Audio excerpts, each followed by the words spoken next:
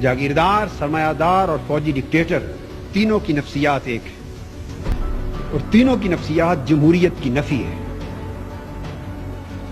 حقانی صاحب، تینوں کی نفسیات جمہوریت کی نفی پر قائم ہے۔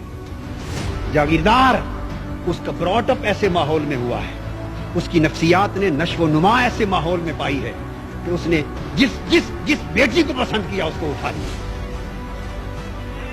اسے قوم کی بیٹی کی عزت اپنی بیٹی کی عزت دکھائی نہیں دیتی۔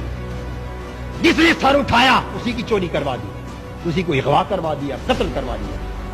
وہ جاگیردار جس کی نفسیات اس ماحول میں بنی ہے، جب وہ پورے ملک کا اقتدار لیتا ہے تو وہ پورے ملک کو اپنی جاگیر کے طور پہ چلانا چاہتا ہے، یا پورے ملک کو اپنی جاگیر کے طور پہ چلانا چاہتی ہے۔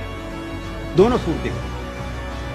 سرمایہ دار، اس کی نفسیات یہ ہے، وہ پورے ملک کو اپنی انڈسٹری کے طور پر اور فاؤنڈری کے طور پہ چلانا چاہتا ہے، پورے ملک کو انڈسٹری بنانا چاہتا ہے۔ اس لیے کہ سرمایہ دار نے پوری زندگی ایک ہی سبق سیکھا ہے، ایک ہی سبق سیکھا ہے کہ دنیا کا کوئی کام پیسے کے بغیر نہیں ہوتا، اور کوئی کام ایسا نہیں جو پیسہ لگائیں تو ہو نہ سکے۔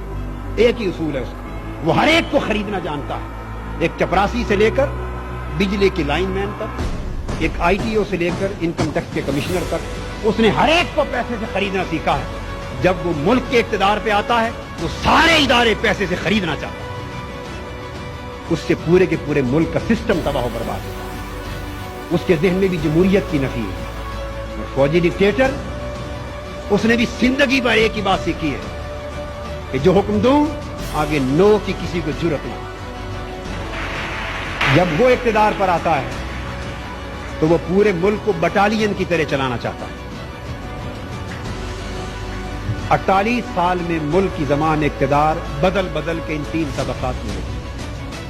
یہی وجہ ہے کہ چہرے ہی بدلتے رہے ہیں، نظام نہ بدلنا تھا نہ بدل سکا، اور نہ بدلے گا جب تک اقتدار کی کرسیوں پر جاگیردار، سرمایہ دار، وڈیرے قابض ہیں۔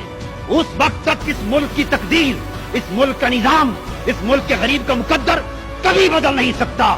اگر غریب کو اپنا مقدر بدلنا ہے تو اقتدار ان سے چھیننا ہوگا، ان ایوانوں سے ان کو نکالنا ہوگا۔ حاضرین محترم، اس لیے تینوں طبقات، حاضرین محترم، انقلاب نعروں سے بھی نہیں آئے گا۔ انقلاب خون مانگتا ہے، خون مانگتا ہے، انقلاب قربانیاں مانگتا ہے۔